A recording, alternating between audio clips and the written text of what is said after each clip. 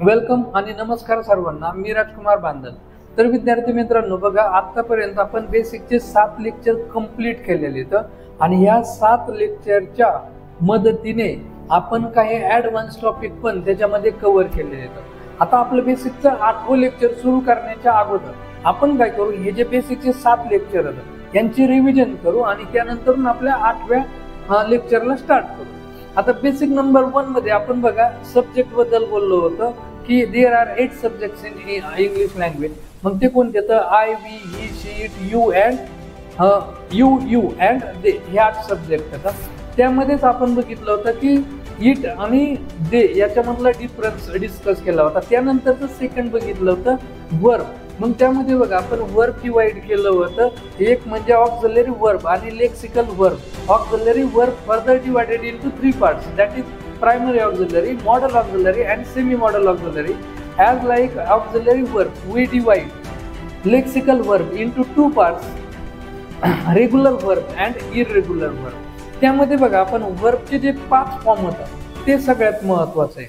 कोणते 5 फॉर्म होतं? V1, V2, V3, V4 and V5. हे काय येतं? 5 फॉर्म होतं आणि या 5 फॉर्मवरतीच आपलं टोटली इंग्लिश ग्रामर आहे. ओके. त्यानंतरून आपण डिस्कस केलं होतं वर्बचं सिंग्युलर आणि प्लुरल. तिथे तुम्ही चुकले होते. वर्बचं सिंग्युलर काय असतं आणि प्लुरल. त्याच्यामध्ये आपण बघितलं होतं ज्या वर्बच्या लास्टला यस ऑर ईएस आहे ते वर्ब कसे येतं? सिंग्युलर येतं. पण ज्या वर्बच्या लास्टला यस ऑर ईएस नाहीये ते कसे येतं? प्लुरल. मग त्यामध्ये आपण बघितलं V2 आपला कॉमन आहे, मॉडल ऑक्झिलरी पण आपले काय येतं? कॉमन आता. त्यानंतरून आपण बघितलं होतं की बेसिक नंबर 3 यांचं ऍप्लिकेशन म्हणजे सब्जेक्ट वर्ब ॲग्रीमेंट पार्ट 1 आणि सब्जेक्ट वर्ब ॲग्रीमेंट पार्ट 2 तिथं कंप्लीट केले होते. त्यानंतरून आपण बेसिक 4 बघितला होता. त्यामध्ये आपण डू फॉर्म शोधला होता. मग डू फॉर्म जो आहे हा डू फॉर्म मध्ये काय बघितलं होतं? टू बी मध्ये डू फॉर्म आहे का, टू डू मध्ये डू फॉर्म आहे का, टू हॅव मध्ये डू फॉर्म आहे का आणि मेन वर्ब मध्ये डू फॉर्म आहे का. तर टू बी मध्ये डू फॉर्म आपल्याला माहिती आहे की टू बी मध्ये डू फॉर्म नाहीये, बाकी सर्वांमध्ये डू फॉर्म आहे. आता बेसिक 5 मध्ये आपण बघितलं होतं to be, to do, to have हे मेन वर्ब म्हणून पण येतात. म्हणजे ते 2 रोल प्ले करतात. एक हेल्पिंग वर्बचा that is supporting verb or auxiliary verb आणि मेन वर्बचं पण ते काय करतात? रोल प्ले करतात. आणि हे बेसिक 5 येतं तिथं आपले काय झाले होते? कंप्लीट झाले होते. बेसिक 6वं आपलं होतं इंट्रोगेटिव्ह सेंटेन्सवर. ते इंट्रोगेटिव्ह सेंटेन्सचे आपण 2 पार्ट केले होते, ॲसर्टिव्ह सेंटेन्स आणि दुसरं होतं इंट्रोगेटिव्ह सेंटेन्स. आणि ॲसर्टिव्ह सेंटेन्सला आपण म्हणलो होतो सेंटेन्स पॅटर्न आणि इंट्रोगेटिव्ह सेंटेन्सला आपण बोललो होतो क्वेश्चन पॅटर्न. मग सेंटेन्स पॅटर्नसाठी तुम्ही एक एक्झाम्पल लक्षात ठेवलं होतं आणि क्वेश्चन पॅटर्नसाठी पण तुम्ही एक एक्झाम्पल घेतलं होतं की सेंटेन्स पॅटर्न येसने सुरुवात आहे. सो सब्जेक्टच्या नंतर वर्ब असेल तर तो असणार आहे सेंटेन्स पॅटर्न, शेवटी फुल स्टॉप असतो. आणि क्वेश्चन पॅटर्न कुणाला म्हणायचं तर वर्ब आणि त्यानंतरून सब्जेक्ट. मग तो काय असेल? हेल्पिंग वर्ब असेल, त्यानंतरून सब्जेक्ट असेल किंवा मेन वर्ब आणि त्यानंतरून सब्जेक्ट असेल तर त्याला आपण बोललो होतो क्वेश्चन पॅटर्न. आणि त्याच्या शेवटी काय असतं रे? क्वेश्चन मार्क असतं.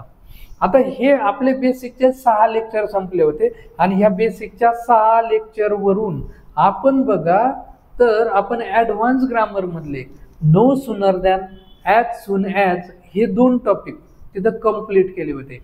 आणि आणखीन सगळ्यात महत्त्वाचं याच्यावरूनच आपण आणखीन एक टॉपिक कव्हर करतो. पण तो जो टॉपिक आहे तो तिथं अर्धा पडतो. कोणता आहे? Add question tag. आता ॲड क्वेश्चन टॅग जो आहे ना तो पूर्ण कंप्लीट होण्यासाठी आपल्याला हे 8 लेक्चर काय करावं लागणार तर कव्हर करावे लागणार होता. तर ॲड क्वेश्चन टॅग जो आहे तिथं आपण डिस्कस केला होता.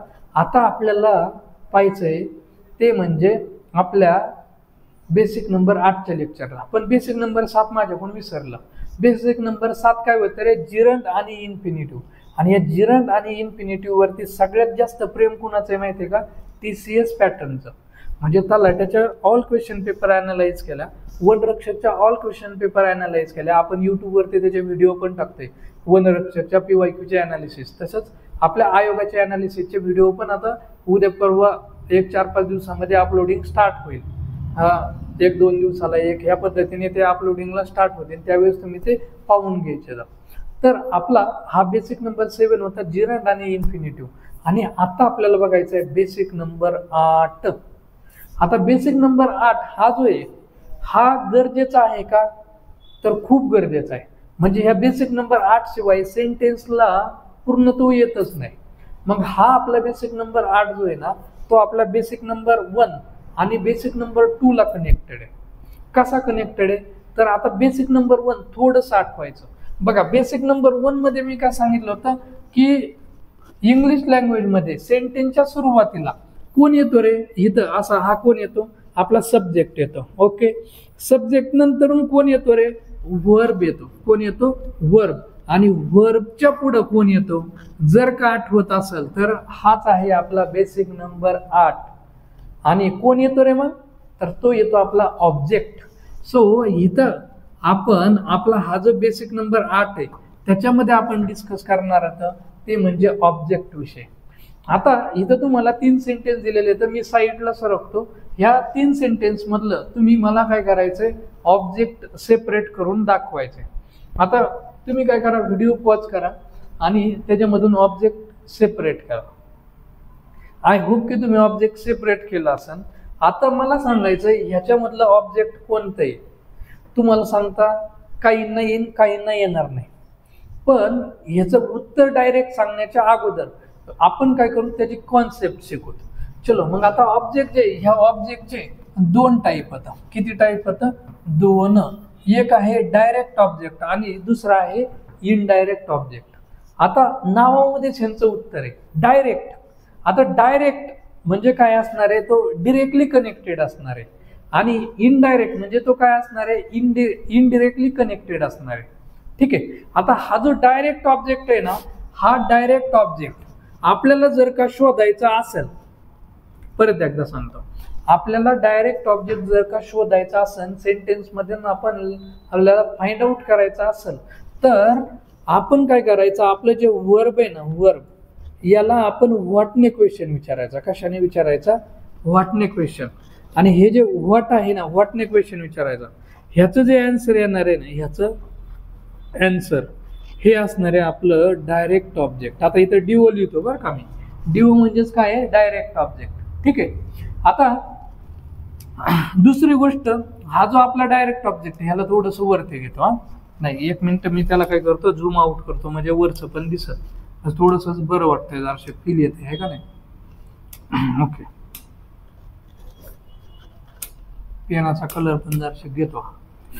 ओके, काय म्हणलोय मी आता, की हा वर्बला आपण कशाने क्वेश्चन विचारायचा, व्हॉटने क्वेश्चन विचारायचा. आणि त्याचं जे आन्सर येणार आहे ते काय असणार आहे, डायरेक्ट ऑब्जेक्ट. आता दुसरी गोष्ट बघा, हा जो डायरेक्ट ऑब्जेक्ट आहे का नाही, डायरेक्ट ऑब्जेक्ट हा काय असतो, तर थिंग्स असतात.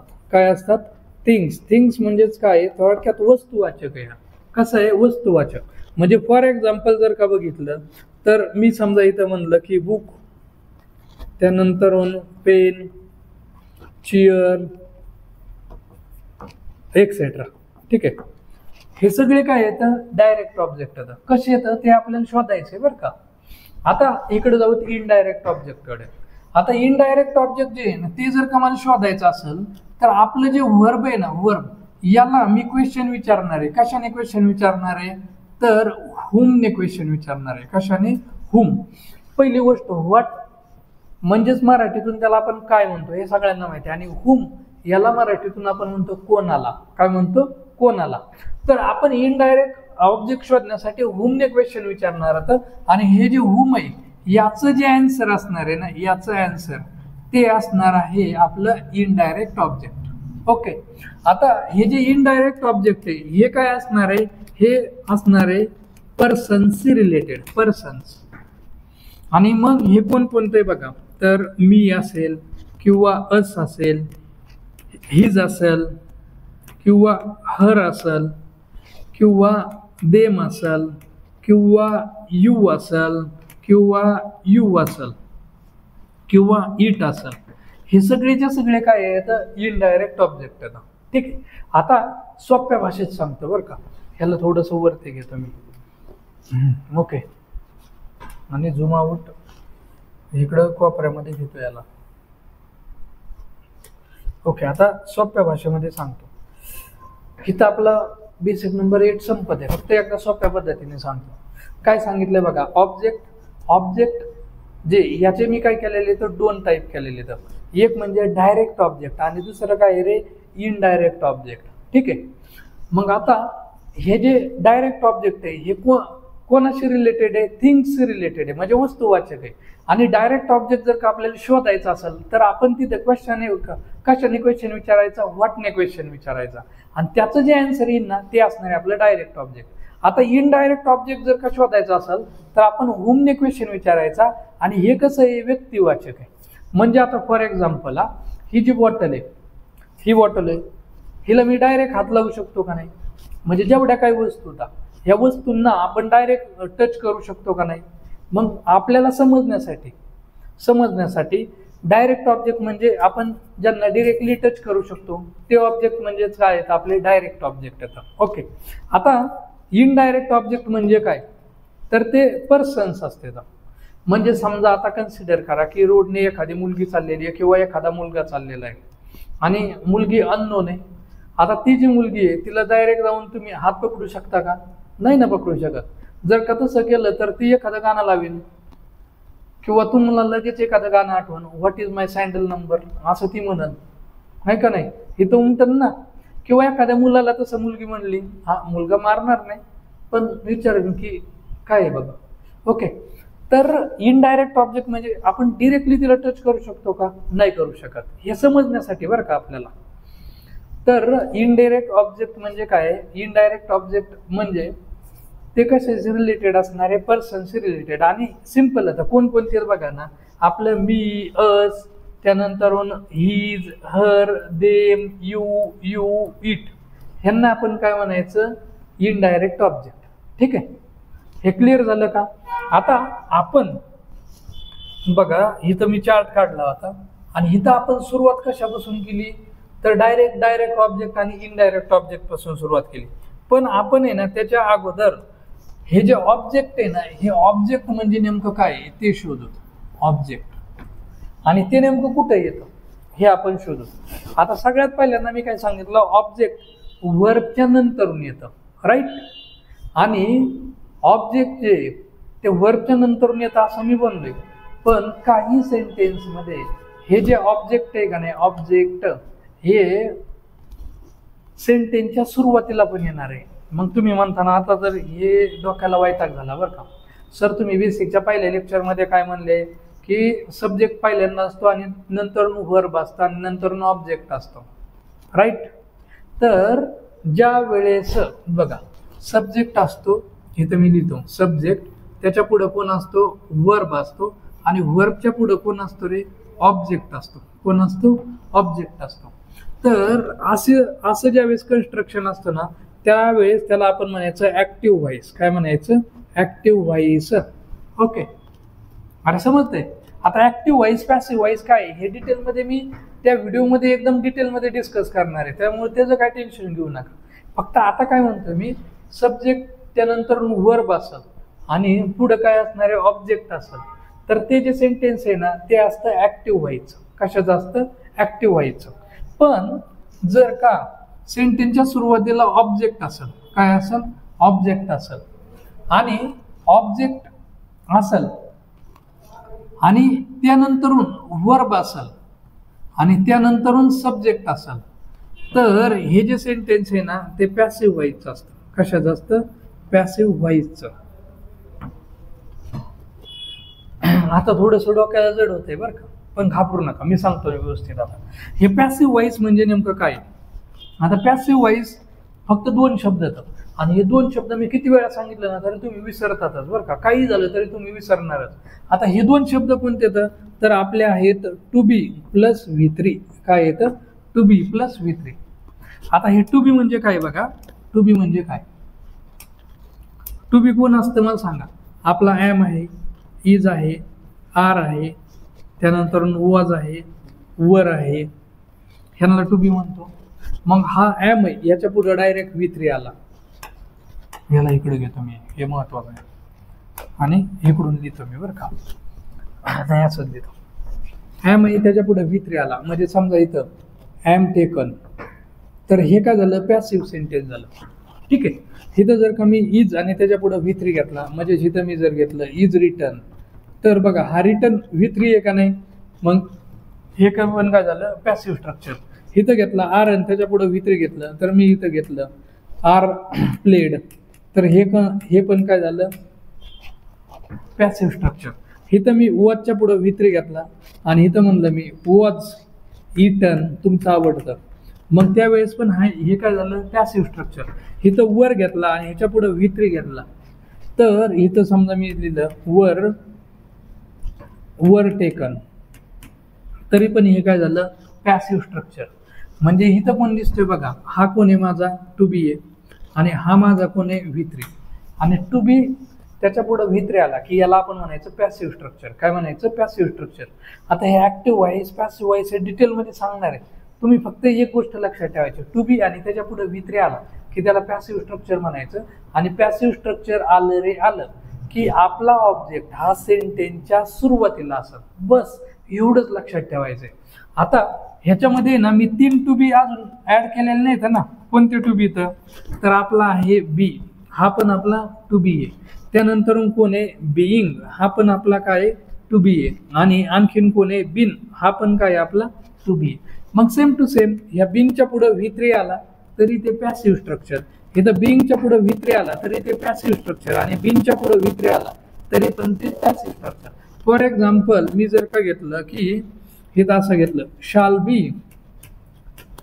बी गिवन, तर इथं आपण बघायचं इकडे फोकस करायचं. बघा बीच्या पुढे V3 आलाय का नाही, आणि मग बीच्या पुढे V3 आलाय, सो ते असणार आहे माझं पॅसिव्ह स्ट्रक्चर. आता इथं बिईंगचं पण बघू. इथं मी घेतलं की इज बीइंग टॉक्ड, तर माझा फोकस कुठे येणार आहे, इथं बीइंग आणि इथं टॉक्ड. ओके. तसंच आता इथं घेतलं मी समजा हॅव बीन मिस्ड, तर इथं अगेन माझा फोकस असणार आहे बिन आणि याच्या पुढे कोण असणार आहे V3, तर याला मी बोलणार आहे पॅसिव्ह स्ट्रक्चर किंवा पॅसिव्ह व्हॉइस. क्लिअर होतंय. बघा परत एकदा सांगतो आम्ही.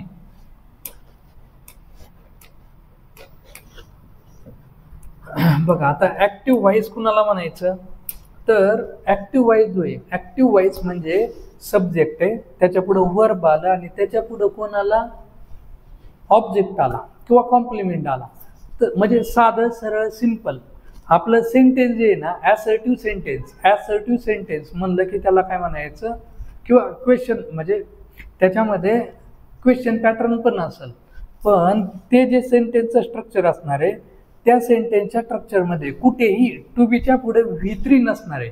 आता हॅव ॲजच्या पुढे V3 आला तर तो काही टू बीच्या पुढे V3 होतोय का, नाही, कारण हॅव ॲज हे टू बीत का नाही, ते काय आहेत आपले हॅव टू हॅव होतं. सो ह्याला आपण म्हणायचं ऍक्टिव्ह व्हॉइस आणि याला आपण काय बोलायचं पॅसिव्ह व्हॉइस. एकदम सोपं लक्षात ठेवणार आहे. पॅसिव्ह व्हॉइस म्हणजे ना टू बीच्या पुढे V3 असतो आणि टू बीच्या पुढे V3 असला की आपला ऑब्जेक्ट हा सेंटेन्सच्या सुरुवातीला असणार. कळलं का हे? अरे समजलं का? आणि हे जे पॅसिव्ह व्हॉइस आहे का नाही, याच्यामध्ये ऑब्जेक्ट आपला सब्जेक्टचं काम करतो. ठीक आहे. मग समजलं का तुम्हाला? आता हे आता ह्या 3 सेंटेन्सकडे जाऊत आपण. आपल्याला शोधायचंय बरं का, ह्याच्या आपल्याला काय करायचंय, ऑब्जेक्ट शोधायचंय. चलो, काय someone stole his car in the parking. इथं सगळ्यात पहिल्यांदा आपण वर्ब सेपरेट करायचं. कोणतं रे हे बघा, वर्ब सेपरेट केलं आणि हे वर्ब काय V2 आहे. काय V2. आता तुम्हाला एक सांगू का, एकदम सोप्या भाषेमध्ये सांगू का, इथं V2 आलेले आहे. तर आपल्या ज्या सेंटेन्सच्या मध्ये बघा, ज्या सेंटेन्समध्ये V1 V2 HV3 किंवा टू बी आणि त्याच्या पुढं V4 आणि V5 असे येतील ना, ते सगळे सेंटेन्स असतात ऍक्टिव्ह व्हॉइसचे. कशाचे असते तर ऍक्टिव्ह व्हॉइसचे. परत सांगू का, बघा V1 वर्ब सेपरेट केलं आणि ते V1 असेल तर समजून घ्यायचं ते ऍक्टिव्ह व्हॉइसचे. वर्ब सेपरेट केलं आणि ते जर का V2 असेल तर समजून घ्यायचं ते ऍक्टिव्ह व्हॉइसचे. आणि वर्ब सेपरेट केलं आणि हॅव V3 असेल, हॅज V3 असेल किंवा हॅड V3 असेल तर समजून घ्यायचं ते काय असणार आहे आपलं ऍक्टिव्ह व्हॉइस. आणि टू बी व्ही फोर असेल म्हणजे am writing, is giving, are playing, was dancing, were eating हे जर असतील तर तिथं समजून घ्यायचं ऍक्टिव्ह व्हॉइसच आहे. आणि नुसता V5 आला तरी त्याला म्हणायचं ऍक्टिव्ह व्हॉइस. आता सेंटेन्स कडे येतो मी. इथं V2 आहे, ठीक आहे. V2 आहे, टू बी प्लस V3 आहे का? नाहीये ना. चलो टू बी प्लस V3 आहे का? नाहीये. मग आपण टू बी प्लस V3 नसला की आपण हे ऑब्जेक्ट जे आपलं ऑब्जेक्ट, हे ऑब्जेक्ट कुठं शोधायचं? वर्बच्या पुढे. कुठं शोधायचं? वर्बच्या पुढे. मग इकडं वर्बच्या पुढे ऑब्जेक्ट शोधायचं आपल्याला. डन. आता आपल्याला डायरेक्ट ऑब्जेक्ट आणि इनडायरेक्ट ऑब्जेक्ट शोधायचे. इथं V2 ला प्रश्न विचारा. V2 ला आपण व्हॉटने, आता इथं V2 आहे म्हणजे ह्याच्यामध्ये डीड लपलेलं आहे. मग मी जर का प्रश्न विचारला व्हॉट डीड समवन स्टील, असा क्वेश्चन विचारला, ठीक आहे. व्हॉट डीड समवन स्टील, तर काय चोरलंय? काय चोरलंय? हीच कार. काय चोरलेलं आहे त्यांनी? हीच कार. मग आता हे व्हॉटचं आन्सर आलं का नाही? व्हॉटचं आन्सर आलं म्हणजे हे काय माझं डायरेक्ट ऑब्जेक्ट. काय असणार आहे? Direct object. क्लिअर. आता दुसरं, the police have arrested all the culprits. इथं वर्ब सेपरेट केलं, कोणतं येणार आहे रे? Have arrested. इथं मला सांगा टू बी प्लस V3 दिसतंय का? अरे टू बी प्लस V3 दिसतंय का? नाही दिसत ना. आणि मग टू बी प्लस V3 दिसत नाही याचा अर्थ आपण ऑब्जेक्ट शोधताना कुठे शोधणार? तर वर्बच्या पुढं. मग आता वर्बच्या पुढं जर का शोधलं तर इकडं ऑब्जेक्ट असणार आहे. मग आपण व्हॉटने प्रश्न विचारू. The police have arrested all the culprits. आता the police have arrested what म्हणल्यानंतर मग वस्तू येते. आता कल्प्रिट्स हे गुन्हेगार होतं. गुन्हेगार काय वस्तूत का? ते पर्सन्स ना. सिंपल. कल्प्रिट्स म्हणजे गुन्हेगार. हे काय एखादी वस्तू गुन्हेगार असू शकते का? नाही, पर्सन्स असणार आहे. मग पर्सन्स आहे तर हे काय असणार आहे माझं? Indirect object. काय असणार आहे? Indirect object. आणि हे कशाचं आन्सर आहे? हुमचं. इथं आयओ म्हणजेच काय? Indirect object. मी शॉर्टकट लिहिलाय. She cooked us a delicious food. Delicious meal आहे, ठीक आहे. V2 आहे. आता शी कुक्ड व्हॉट, तिने काय कुक केलेलं आहे? A delicious meal. हे व्हॉटचं आन्सर आहे. आणि व्हॉटचं आन्सर आहे तर हे माझं काय आहे? Direct object. आणि she cooked a delicious meal for whom, किंवा कोणासाठी तिने ते डिलिशियस मील बनवलेले? तर अस साठी. आणि मी सांगितलं होतं ना रे ते indirect object me, us, you, them, his, her ते आहेत ना, ते दिसले की तिथं डोळे दाखवून इनडायरेक्ट ऑब्जेक्ट म्हणा, डोकं चालू नका. इथं मग हे अस काय आहे माझं? Indirect object. क्लिअर. चलो आता बाकीचे खूप सारे सेंटेन्स आहेत. हे जवळजवळ 15 सेंटेन्स आहेत. हे 15 सेंटेन्स झाले ना की तुमचं डायरेक्ट ऑब्जेक्ट आणि इनडायरेक्ट ऑब्जेक्ट क्लिअर होणार आहे. काय? The invigilator is advising the students not to carry calculators into examination halls. आता इथं वर्ब सेपरेट करा. Is advising, the invigilator is advising. To be plus V3 दिसतोय का? नाही दिसत. मग टू बी प्लस V3 दिसत नाही म्हणजे माझं ऑब्जेक्ट वर्बच्या कुठं असणार आहे? पुढे असणार. मग आता द इनव्हिजिलेटर इज ॲडवायझिंग. काय ॲडवाइज केलंय? काय? नॉट टू कॅरी कॅल्क्युलेटर्स, म्हणजे कॅल्क्युलेटर्स आणायचे नाहीत हे त्यांनी काय केलेले? सांगितलेले. आणि कॅल्क्युलेटर ही वस्तू आहे. मग हे काय रे? व्हॉटचा आन्सर आहे. व्हॉटचा आन्सर म्हणजे हे काय असणार आहे माझं? Direct object. आणि the invigilator is advising to whom, कोणाला ॲडवाइज केले? स्टुडंट्सला. आणि मग इथं स्टुडंट्स जे असणार आहे ते माझं काय असणार आहे? Indirect object. कारण ते कशाचं आन्सर आहे? हुमचा आन्सर आहे. कशाचं? हुमचं. ठीक आहे. आता the poems of great English poets are being translated into other languages. Verb separate करा. वर्ब सेपरेट केलं, आर बीइंग ट्रान्सलेटेड. ठीक आहे. आता इथं काय दिसतंय रे? R being translated. मला सांगा हा आर माझा कोण आहे? टू बी आहे. किंवा हा बीइंग माझा कोण आहे? टू बी आहे का नाही? अरे टू बी आहे ना बीइंग. आणि ह्याच्या पुढे बघा ट्रान्सलेटेड V3 आला का नाही? मग आता मला सांगा हे टू बी प्लस V3 आलंय म्हणजे कोणतं स्ट्रक्चर आलंय? पॅसिव्ह. PV म्हणजेच पॅसिव्ह स्ट्रक्चर. आणि मग जर का पॅसिव्ह स्ट्रक्चर जर का असेल तर आपलं जे ऑब्जेक्ट आहे ते सेंटेन्सच्या सुरुवातीला असतं. आणि याचा अर्थ हे the poems of great English poets हेच आपलं काय? ऑब्जेक्ट. हेच माझं काय? ऑब्जेक्ट. समजलं का? अरे समजलं का? समजलं का? काय परत एकदा सांगतो. इथं बघा to be plus V three आहे म्हणजे पॅसिव्ह वाईज आहे, म्हणजेच पॅसिव्ह स्ट्रक्चर आहे. आणि पॅसिव्ह स्ट्रक्चर जर का असेल तर आपलं जे ऑब्जेक्ट आहे ते सेंटेन्सच्या सुरुवातीला असतं. So the poems of great English poets हे माझं काय असणार आहे? ऑब्जेक्ट असणार आहे. आणि इथं आपण कशाबद्दल बोलतोय? पोएम्स बद्दल बोलतोय. पोएम्स हे वस्तुवाचक आहे, म्हणजे हे काय? डायरेक्ट ऑब्जेक्ट आहे. काय? Direct object. इथं मी लिहितो डीओ म्हणजे डायरेक्ट ऑब्जेक्ट. अरे डोक्यात घुसतोय का? सोपं आहे. आता next, people don't use this route very often. Verb separate करायचं, बाकी डोकंच नाही चालवायचं. काय रे? Don't use. वर्ब सेपरेट केलं. त्यानंतर बघायचं. काय बघायचं? To be plus V three आहे का? नाहीये. नाहीये ना, मग आपण ऑब्जेक्ट शोधताना काय करायचं? वर्बच्या पुढे बघायचं. काय येणार आहे? People don't use. काय यूज करत नाहीत? पीपल काय यूज करत नाहीत? व्हॉट म्हणजेच काय? व्हॉट. तर ह्याचं उत्तर काय येणार आहे? दिस रूट. आणि मग व्हॉटचा आन्सर आलंय तर हे काय असणार आहे? Direct object. ओके. आता पुढे बघा, somebody accuse him of stealing the bicycle. इथं वर्ब कोणतं रे? अक्यूज. हे काय आहे? व्ही टू आहे. आता हिम दिसलं की डोळे झाकून लगेच मी काय सांगितलं? इनडायरेक्ट ऑब्जेक्ट लिहायचं. आता समबडी अक्यूज, कोणाला अक्यूज केलंय? हिम, त्याला अक्यूज केलंय. आणि फॉर व्हॉट, कशासाठी अक्यूज केलेलं आहे? Stealing the bicycle. हे माझं काय येणार आहे? Direct object. कारण हे कशाचं उत्तर आहे रे? व्हॉटचं आन्सर आहे. कशाचं? व्हॉटचं आन्सर. आणि इथं बघा व्ही टू होता, to be plus V three नव्हता, त्यामुळंच मी ऑब्जेक्ट शोधताना वर्बच्या पुढं बघितलंय. जर का तिथं to be plus V three असता तर मला कमेंट बॉक्समध्ये सांगा मी कुठं बघितलं असतं ऑब्जेक्ट? सेंटेन्सच्या सुरुवातीला. चला आता next, they are building a new mall in the city. Verb separate करा. Are building. इथं टू बी आलाय म्हणून लगेच खुश नाही व्हायचा. इथं टू बी आलाय पण ह्याच्या पुढे कोण आलाय? व्ही फोर आलाय. आणि मग टू बीच्या पुढे व्ही थ्री आला तरच, तर आणि तरच ऑब्जेक्ट आपल्या सेंटेन्सच्या सुरुवातीला असतं, अदरवाईज वर्बच्या पुढे असतं. मग आता दे आर बिल्डिंग, काय बिल्ड केलंय त्यांनी? अ न्यू मॉल. आणि हे अ न्यू मॉल हे कशाचं आन्सर आहे? व्हॉटचं. सो हे माझं असणार आहे डायरेक्ट ऑब्जेक्ट. समजलं का? अरे डोक्यात घुसतंय. चलो आता next sentence, the letter had been delayed by the postman. The letter had been delayed by the postman. चलो आता वर्ब सेपरेट करा. Had been delay. ओके, केला वर्ब सेपरेट. आता ह्यामध्ये मला काय दिसतंय बघा, इथं मला हा बिन दिसतोय. हा बिन माझा कोण आहे? टू बी आहे. आणि हा डिले माझा काय दिसतोय? V three.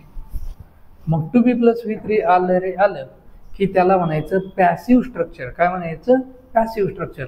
आणि पॅसिव्ह स्ट्रक्चरमध्ये ऑब्जेक्ट हे सेंटेन्सच्या सुरुवातीला. सो इथं माझं काय असणार आहे? ऑब्जेक्ट असणार आहे. आणि बघा ना, द लेटर, लेटर हे वस्तू आहे का नाही? सो हे माझं काय असणार आहे? डायरेक्ट ऑब्जेक्ट असणार आहे. ठीक आहे, समजलं हे? आणि हे कोणतं स्ट्रक्चर आहे? पॅसिव्ह. मी इथं पी लिहितो वाटलं असतं. आता पुढं काय? The postman had delay the letter. Verb separate करा. काय दिसतंय रे? Had delay. ओके, आता हॅड डिले मध्ये बघा इथं एच दिसतोय आणि पुढं व्ही थ्री दिसतोय. पण to be plus V three दिसतोय का? नाही दिसत. आणि to be plus V three दिसत नाही तर मी ऑब्जेक्ट हे वर्बच्या पुढे बघणार. मग वर्ब कुठे आहे माझं? इथं. मग आगे देखो आगे. तर इथं आगे काय दिसणार आहे रे? The letter. आणि द लेटर हे माझं काय असणार आहे? Direct object. काय असणार आहे? Direct object. आता बघा आपण क्वेश्चन विचारू, what had the postman delayed. पोस्टमनने काय डिले केले? The letter. सो हे काय आहे? माझं डायरेक्ट ऑब्जेक्ट आहे. आणि द लेटर हे वस्तू आहे, सो ते डायरेक्ट ऑब्जेक्ट. आता हॅट्रेड कॅन बी ओव्हरकम बाय लव. आता इथं वर्ब सेपरेट केलं तर कॅन बी ओव्हरकम असं आहे. Can be overcome. मग इथं जर का बघितलं तर माझा बी कोण आहे रे? To be. आणि ओव्हरकम हा माझा काय आहे रे? व्ही थ्री आहे. ते बघा कम, केम आणि कमच येतं. व्ही थ्री पण कम येतं. ओके, मग आता इथं to be plus V three दिसतोय ना माझा. मग to be plus V three आहे याचा अर्थ हे काय आहे रे? पी व्ही स्ट्रक्चर आहे. आणि हे जर का पी व्ही स्ट्रक्चर असेल तर ऑब्जेक्ट कुठे असेल? सेंटेन्सच्या सुरुवातीला. सो हॅट्रेड हे माझं काय आहे रे? ऑब्जेक्ट काय असणार आहे माझं ऑब्जेक्ट, आणि व्हॉटचा आन्सर आहे, सो हे काय असणार आहे माझं डायरेक्ट ऑब्जेक्ट. समजलं का? अरे समजतंय ना. आता 12 नंबरचं बघू काय, someone left the dog alone in the garden. आता ह्यामध्ये वर्ब सेपरेट केलं, लेफ्ट काय आहे रे V2A, मग टू बी प्लस V3 नाही तर मी कुठं वर्ब शोधणार आहे वर्बच्या पुढं. मग इथं काय आहे समवन लेफ्ट, काय लेफ्ट केलेलं आहे व्हॉट डिड समवन लिव्ह, काय लिव्ह केलेलं आहे तर द डॉग. आता व्हॉटचा आन्सर आहे, टू हुमचा आन्सर समजा कुणाला लेफ्ट केलेलं आहे तर डॉगला, सो हे माझं काय असणार आहे ऑब्जेक्ट, काय असणार आहे ऑब्जेक्ट. आता पुढे they cancel all trains because of farmers agitation. इथं वर्ब सेपरेट केलं तर काय येणार आहे V2 येणार आहे. ओके, आता V2 येणार आहे तर ह्यामध्ये जर का आपण बघितलं, आपण V2 आलाय म्हणजे वर्बच्या पुढे बघायचंय. मग व्हॉट डिड दे कॅन्सल, काय ट्रेन्स कॅन्सल केलंय ऑल ट्रेन्स, मग हे व्हॉटचा आन्सर आहे, सर ह्याला म्हणणार आहे डायरेक्ट ऑब्जेक्ट. ओके, आता पुढं they will ask you a lot of question at the police station. इथं वर्ब सेपरेट करा, काय करणार आहे रे विल आस्क, आणि इथं यू दिसला म्हणजे हा माझा काय असणार आहे इनडायरेक्ट ऑब्जेक्ट. पण ह्याच्यामध्ये आणखीन एक ऑब्जेक्ट असणार आहे, they will ask, what will they ask, काय आस्क केलेले अ लॉट ऑफ क्वेश्चन्स, आणि हे लॉट ऑफ क्वेश्चन हे माझं व्हॉटचं आन्सर आहे, तर हे माझं असणार आहे डायरेक्ट ऑब्जेक्ट. आता तुम्हाला एक गोष्ट काय कळाली की एका सेंटेन्समध्ये दोन ऑब्जेक्ट पण येतात, एक डायरेक्ट असणार आहे आणि एक काय असणार आहे इनडायरेक्ट असणार आहे. मग शेवटचं sentence, they will send you your marksheet as soon as it is ready. Verb separate करा विल सेंड, आणि इथं यू दिसला याचा अर्थ डोळे झाकून लगेच लिहायचं इनडायरेक्ट ऑब्जेक्ट, आणि हा हुमचा आन्सर आहे. आता they will send, what will they send, काय सेंड करणार तर युअर मार्कशीट, आणि हे व्हॉटचा आन्सर आहे, तर हे माझं असणार आहे डायरेक्ट ऑब्जेक्ट. ठीक आहे, तर हे होतं आपलं डायरेक्ट ऑब्जेक्ट आणि इनडायरेक्ट ऑब्जेक्ट. आता बघा 3 शब्दामध्ये सांगतो काय लक्षात ठेवायचंय, तर ऑब्जेक्ट जे हे सेंटेन्सच्या सुरुवातीला पण येतं आणि सेंटेन्स मध्ये वर्बच्या नंतरून पण येतं. आता सेंटेन्सच्या सुरुवातीला कधी येतं तर ज्यावेळेस पॅसिव्ह स्ट्रक्चर असेल, पॅसिव्ह स्ट्रक्चर म्हणजेच काय तर टू बी आणि त्याच्यानंतर V3 आला म्हणजेच am given, is taking, be given, being, return, या पद्धतीने. म्हणजे टू बीच्या पुढे V3 आला की त्याला समजायचं ऑब्जेक्ट माझं सेंटेन्सच्या सुरुवातीला येणार. पण जर का टू बी प्लस V3 आला नाही तर माझं ऑब्जेक्ट हे वर्बच्या नंतरून येणार. आता हे जे ऑब्जेक्ट आहे ना ते 2 टाईपचं असतं, एक असतं डायरेक्ट ऑब्जेक्ट आणि एक असतं इनडायरेक्ट ऑब्जेक्ट. डायरेक्ट ऑब्जेक्ट म्हणजे काय की ते वस्तुवाचक असतं आणि व्हॉटचं आन्सर असतं, तर इनडायरेक्ट ऑब्जेक्ट हे व्यक्तिवाचक असतं आणि हुमचं आन्सर असतं. तर हे होतं आपलं डायरेक्ट ऑब्जेक्ट आणि इनडायरेक्ट ऑब्जेक्ट. आता आपल्याला पुढच्या लेक्चरमध्ये शिकणार होता बेसिक नंबर 9, पण आजच्या लेक्चरमध्ये आपल्याला एवढंच बघायचं आहे आणि आज आपण इथं थांबूया. थँक्यू.